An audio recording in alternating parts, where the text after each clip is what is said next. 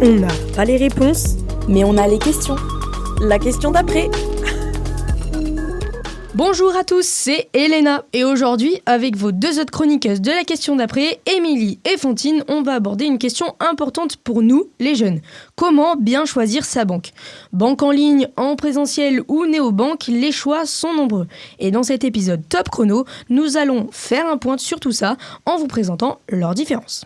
Dans un premier temps, quelles sont les caractéristiques de ces différentes banques ? Eh bien, une banque traditionnelle, c'est un établissement financier qui possède des agences physiques et propose une gamme complète de services bancaires. Vous en connaissez sûrement de nombreuses, comme le Crédit Agricole, la Caisse d'épargne ou bien la Banque Postale, par exemple. Mais alors, Elena, qu'est-ce qui change concrètement avec une néobanque ? Une néobanque ou nouvelle banque est un établissement de paiement 100% digital, sans aucune agence physique, qui propose des offres bancaires qui restent quand même très restreintes. Elles sont souvent bien rattachées à des pays étrangers à la France. C'est le cas de Revolut ou encore de Trade Republic.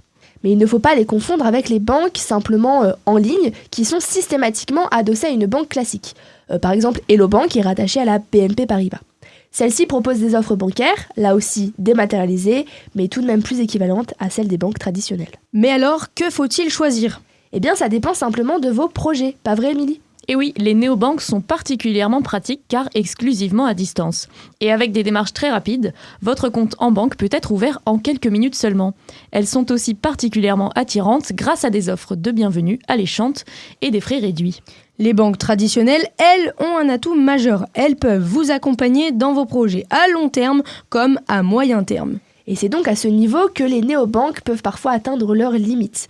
Nous avons eu la chance de recueillir l'expertise de Caroline Godin, conseillère bancaire au qui vous l'explique tout de suite. Elles ne sont aptes à proposer que des produits bancaires très simples. Là, c'est vraiment les banques au quotidien.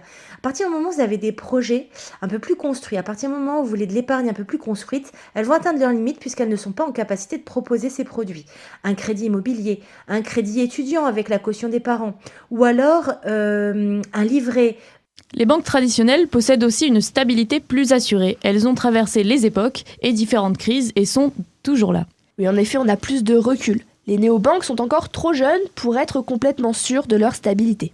Vous l'avez donc compris, les néobanques, bien que pratiquant des prix et des offres extrêmement attractifs, peuvent rester limitées sur certains aspects. Exactement. Mais alors, quelle est la solution idéale pour combiner l'attractivité et l'accessibilité des néobanques avec la stabilité des banques traditionnelles ?